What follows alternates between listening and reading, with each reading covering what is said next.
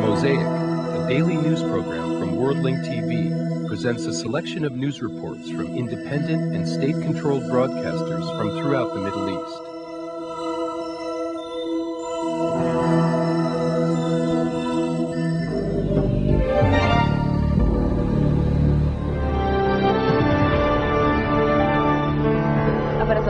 Welcome to the News in Brief from Abu Dhabi Television. The U.S. forces killed 2 Iraqi policemen suspecting that they were being attacked by them. 1 U.S. soldier was killed and 2 others were injured by a hand grenade in Baquba, northeast of Baghdad. A vehicle loaded with explosive detonated in front of a home in Ramadi, resulting in material damage, but no injuries were reported. Eyewitnesses confirmed that the explosion took place after U.S. forces ended their search campaign in the area. The Lebanese Foreign Ministry calls on major foreign ambassadors requesting that their countries intervene immediately to prevent the declining conditions on the Lebanese-Israeli borders. Meanwhile, Hezbollah confirms that they are prepared to respond to any Israeli aggression. From Beirut, our correspondent Rafiq Nasrallah. In the capital of Lebanon, there are intense efforts to prevent conditions from getting worse. Beirut is engaging in rapid diplomatic efforts while the situation on the ground continues to deteriorate hour by hour. Iran says that it will sign the additional protocol to the Non-Proliferation Treaty, meaning that it will allow surprise visits to its nuclear sites. From Tehran, our correspondent Najah Muhammad Ali. Iran refuses to release the identities of Al-Qaeda members it is holding, reiterating Iran will only try them if they committed crimes inside of Iran. In new developments, Iran strongly indicated that it might sign the additional protocol which relates to surprise inspections of its nuclear sites.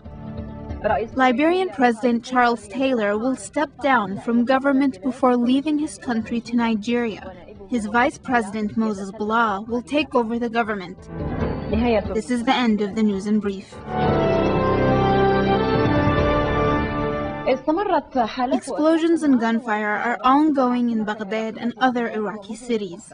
In the city of Baquba, the U.S. forces stated that an American soldier was killed and 2 others were wounded in a bomb attack.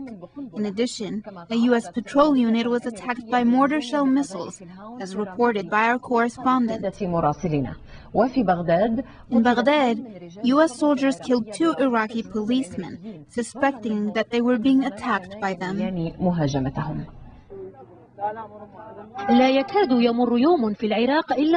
Iraq, not a single day passes without an explosion or an attack against the coalition forces. In Baghdad, there were 2 explosions near the compound of the British Embassy, injuring 1 person. The 2 explosions occurred 60 meters away from one of the offices of the British Embassy, injuring 2 Iraqis. None of the office personnel were injured in these 2 explosions. It appears that the British Embassy... It appears that the British Embassy was not the perpetrator's target. There are rumors that a car loaded with explosives was used in the attack. But these rumors are false based on our initial investigation. Based on our initial investigations. In the city of Al-Ramadi, a car loaded with explosives blew up in the courtyard of an Iraqi house, causing major damage to the property. However, no one was injured. Eyewitnesses report that the explosion occurred after U.S. troops finished searching the area, suggesting that this explosion targeted U.S. forces. In addition, the U.S. forces stationed in Al-Habbaniya in the city of Ramadi were attacked by mortar shell missiles, and strong explosions were heard before planes took off looking for the assailants. Meanwhile, a group calling themselves Saddam's Mujahideen sent a warning to the U.S. forces, saying that they will wage a war against them and demanding that they withdraw from Iraq. This is a warning to the American army and their allies. Leave our land, or it will be your hell and your grave. Unless the situation stabilizes in Iraq, all possibilities remain open as to whether the U.S. forces will maintain stability and begin rebuilding the country. For the last 2 days, security in Al-Basra has been threatened by confrontations between protesters and allied forces. Although the protests were peaceful, they still illustrate that ordinary Iraqis in the south want to rebel against their local authorities, especially the religious ones who say that the British and American forces should not be attacked in Iraq.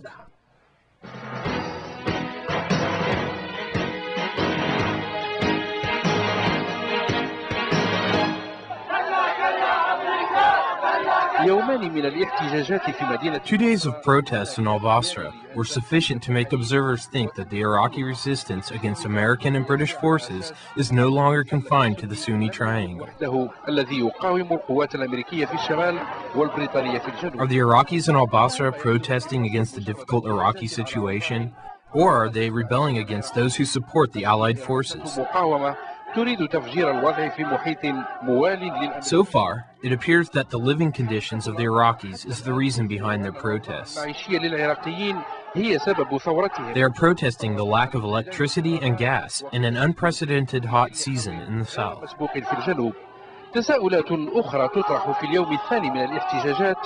Of course, there are other possibilities. Journalists and reporters have noticed that electricity was brought back to large parts of the city in the first day of the protests, something that has not occurred before then. In addition, Iraqis believe that the shortage of fuel is due to the increased smuggling of the inexpensive Iraqi oil. The British forces ignored this phenomenon until huge quantities of oil were smuggled by ships. This leads one to think that the British forces are responsible because they failed to improve the living situation of the Iraqis. For the past 100 days, the British forces did not have to deal with this violence in the Shia region. Now they have to deal with a new chapter in which their forces may be attacked.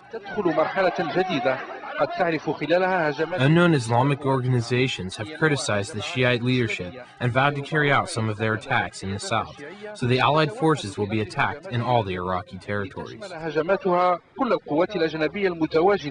In conclusion, the 2 days of peaceful protests may encourage the Shiites in the south to participate in the resistance operations against the American and British presence in Iraq. That is, the protests may lead the Iraqis to rebel against the situation that was imposed by the Shia leadership in the biggest cities in southern Iraq. Ironically, the Shia leadership does not view the American and British presence in Iraq as a bad thing that should be resisted.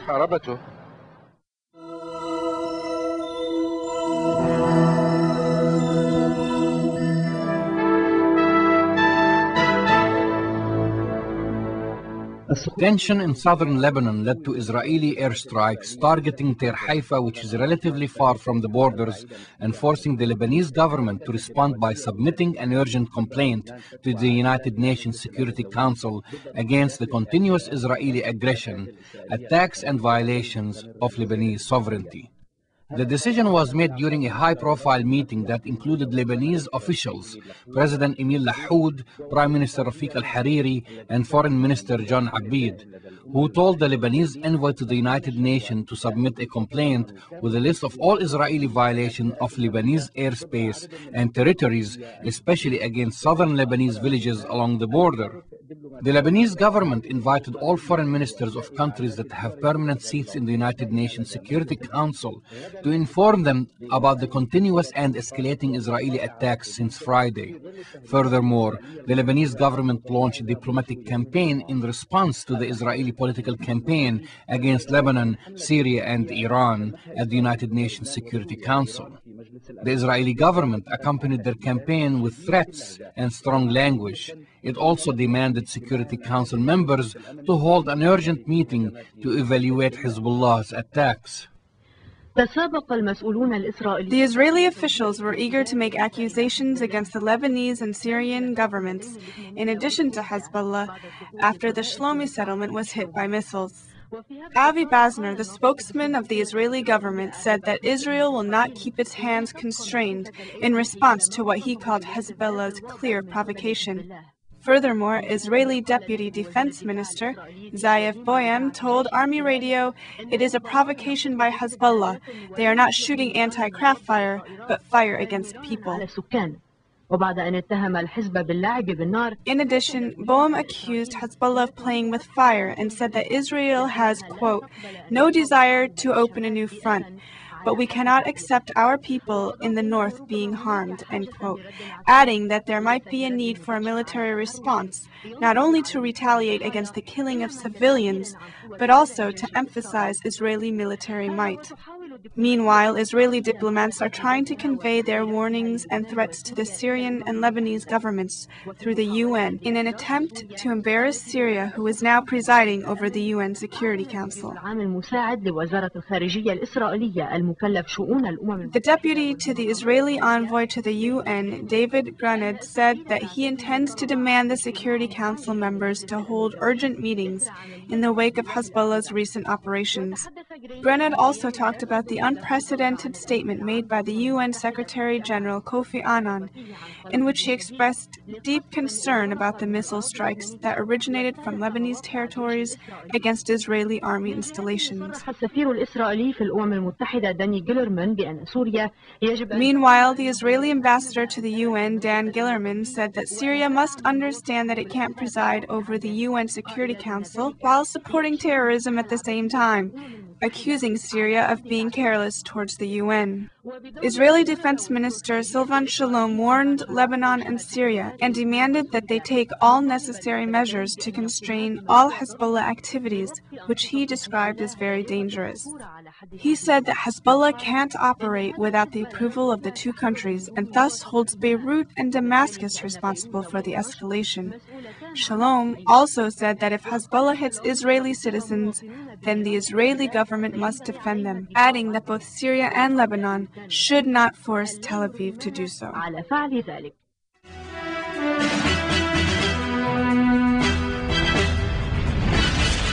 Beirut on Monday asked the United Nations and the 5 permanent UN Security Council members to stop Israel from carrying out threats for more airstrikes against Lebanon after an inner Israeli security cabinet decided limited air raids on Lebanon.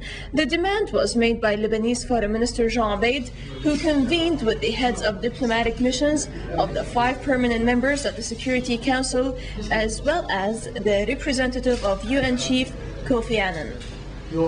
Abeid said that Israel's assassination of a Hezbollah member last week in the heart of the capital is also a violation. Lebanon on Sunday sent an urgent protest to the UN Security Council over Israel's, quote, aggressions, threats, and its continuous and provocative violations of the airspace and sovereignty of Lebanon. Meanwhile, Israeli Deputy Defense Minister Ziv Baum told the Army Radio, quote, Israel has chosen to react to Hezbollah attacks by stressing diplomatic action while still mounting a retaliatory operation on the ground.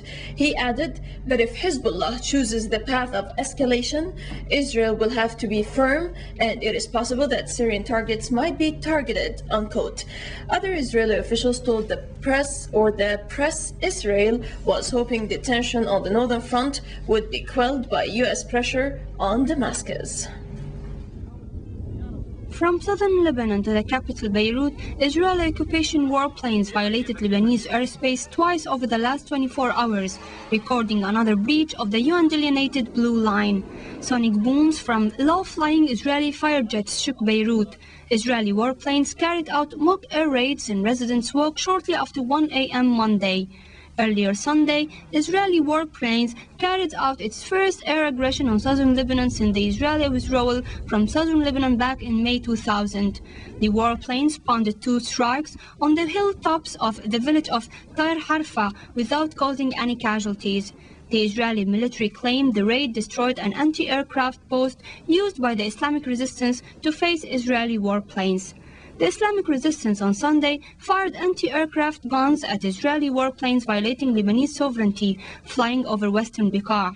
Israeli occupation said 1 settler was killed and 5 others injured, 1 seriously, after an anti-aircraft round launched by Hezbollah hit Shlomi northern settlement.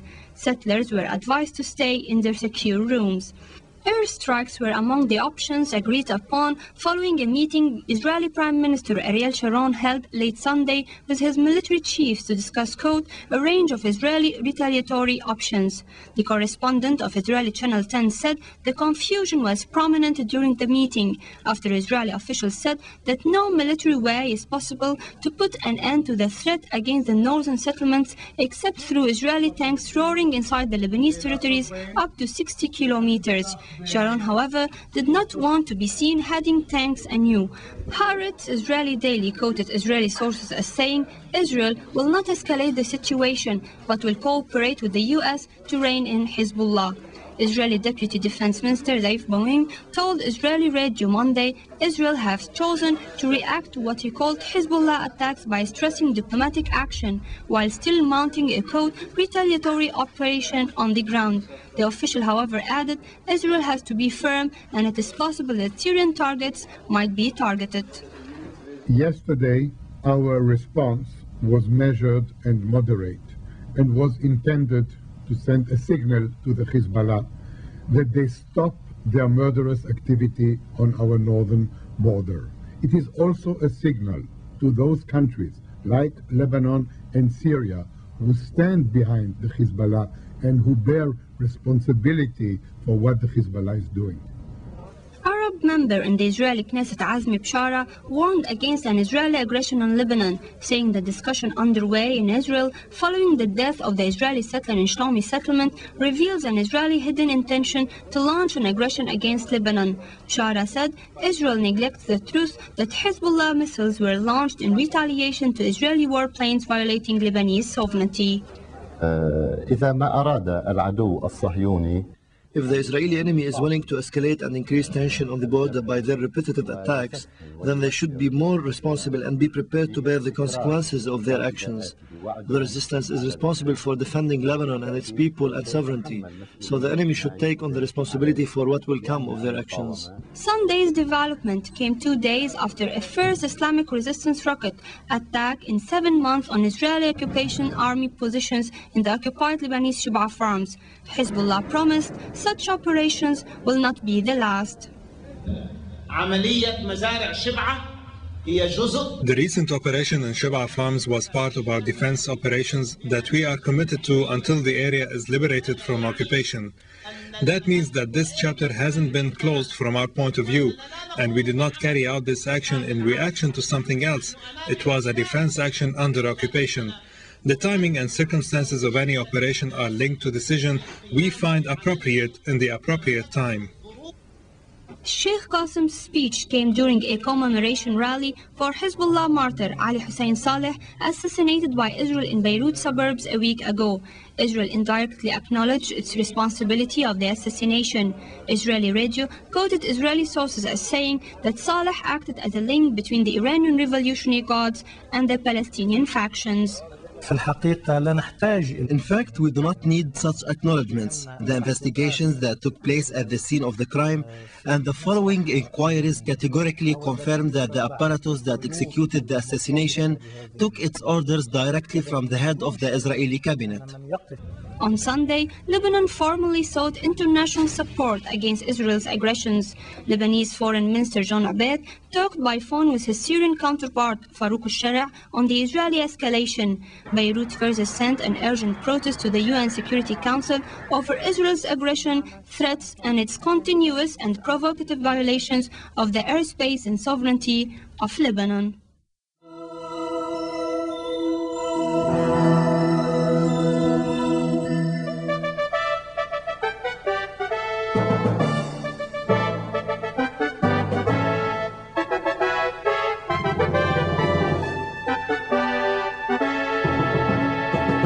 Earlier, President Mubarak met U.S. Assistant Secretary of State for Near Eastern Affairs William Burns in Cairo for talks dominated by the situation in post-war Iraq, as well as the implementation of the Middle East Roadmap for Peace. After his talks with Burns, Foreign Minister Ahmed Maher called for a stronger U.S. role in implementing the so-called Roadmap for Peace in the Middle East. On Iraq, Maher called for an active UN role to help the Iraqi people assume total responsibility and exercise its sovereignty. For his part, Burns reiterated Washington's determination to pursue implementation of the roadmap, which calls for the establishment of a Palestinian state by 2005, and also to work towards restoring Iraq's sovereignty. However, he cautioned the roadmap was a difficult process and repeated that Iraq's US-backed governing council should be recognized by the Arabs as a necessary tool in the transition to a fully sovereign government in Baghdad. Earlier, Burns spoke to Manar TV's Nihal Saad. First, we think we have a shared interest with neighbors in the region as well as with Iraqis, and that's to move as quickly as we can to help Iraqis regain control of their own affairs. So that means a fully sovereign Iraqi government. Iraqis are entirely capable of forming that kind of a government. You have a strong civil service, you have people who are just out from under 30 years of terrible misrule and brutalities and atrocities that are very difficult even to imagine. And so it's in all of our interests to help Iraqis get started in that political process and move as fast as we can. The first step was formation of the Governing Council. Now that was accomplished through consultations amongst a number of different Iraqi leaders and Iraqi groups. It's a first step. That group is now in very short order going to appoint ministers in each of the key ministries. So you'll have Iraqis running those ministries. It's also going to appoint a commission to draft a constitution. That constitution then becomes the basis for elections. Those elections can produce, we hope, as Ambassador Bremer has said, within the next year, a fully sovereign Iraqi government. That is not going to be an easy task, but it's something that we're determined to achieve just as quickly as we can. So what we look for from whether it's our friends in Egypt or other neighbors in the region is something which we believe is very much in the self-interest of people in the region, and that is to work hard in support of Iraqi efforts in that political process to realize a sovereign Iraqi government just as quickly as possible. That's in all of our interests, and that's what we want to work together on. Burns had arrived in Egypt on Sunday after a one-day visit to Iraq. Meanwhile, the foreign ministers of Egypt, Saudi Arabia and Syria met in Cairo to discuss the situation in Iraq and the Palestinian territories.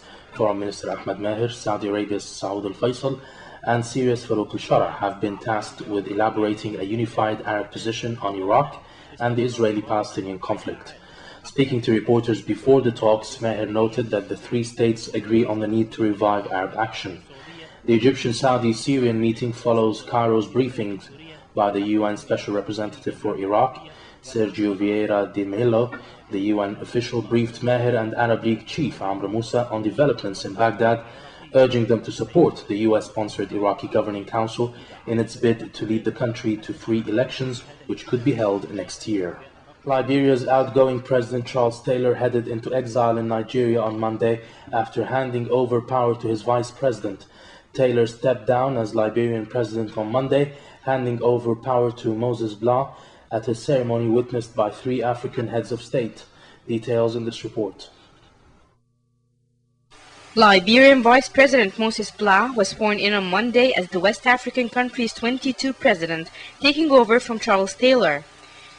During a historic ceremony at the Executive Mansion in Monrovia, Taylor handed over power to Blah, a fellow former guerrilla leader. Ghana's President John Kufuor, attending the ceremony, said Blah will remain in power until October before handing over to an interim administration. Also attending the ceremony were Jachim Chisano of Mozambique, Thabo Mbeki of South Africa, and the Nigerian foreign minister whose country offered asylum to Taylor. President Charles Taylor made me believe that he is living with a hope. The hope is that the people of Liberia will know how to really reconcile and build the country. Earlier on Sunday, Taylor made a farewell speech to the people. I did not want to leave this country. I can say I am being forced into exile by the world's superpower.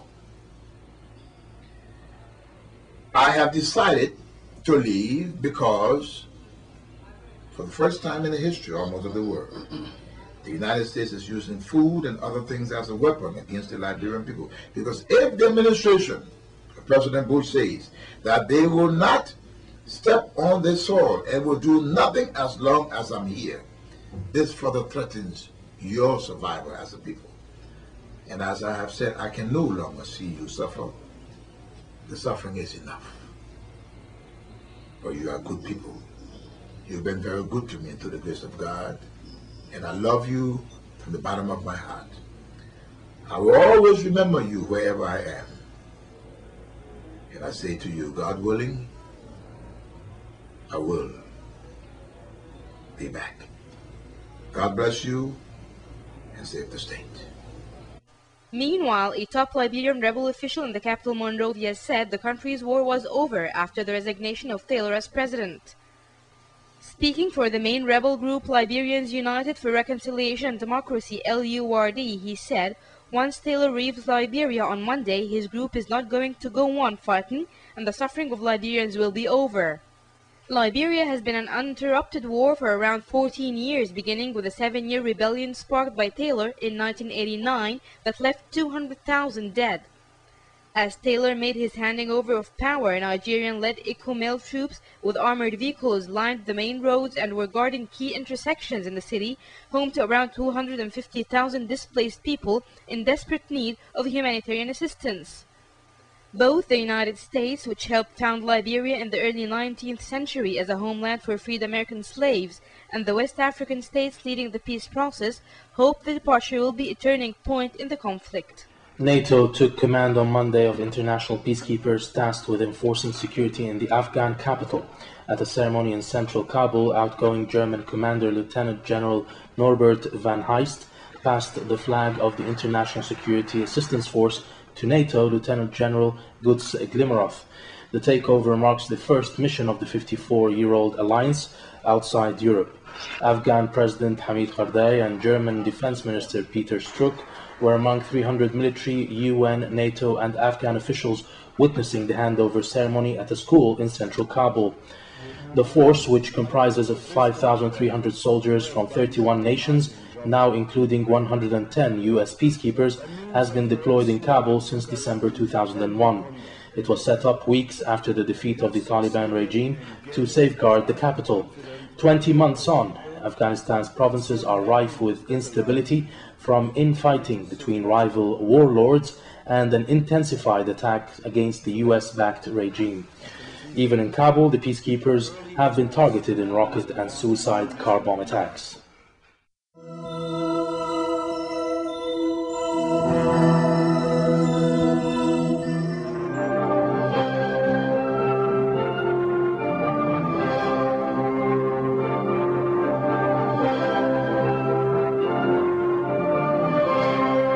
To confront probable American invasion, Iran has drawn up a new defensive strategy, which includes some changes in organization, equipment, and training. Speaking at a gathering of volunteer besieged forces on Monday, Commander-in-Chief of the Islamic Revolution's Guards Corps, Major General Yahya Rahim Safavi, has also said, "We have shifted from defending the borders to putting up a defense over surface, and this means no land is left to allow Americans to set foot on."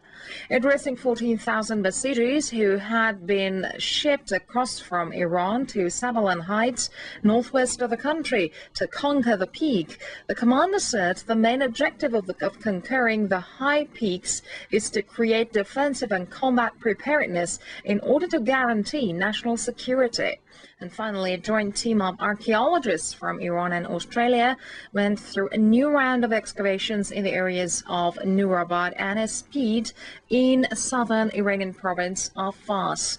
The expert team in their excavations have discovered ancient layers dating back to Elamid, Achaemenid, Ashkenid, Sassanid and Islamic eras.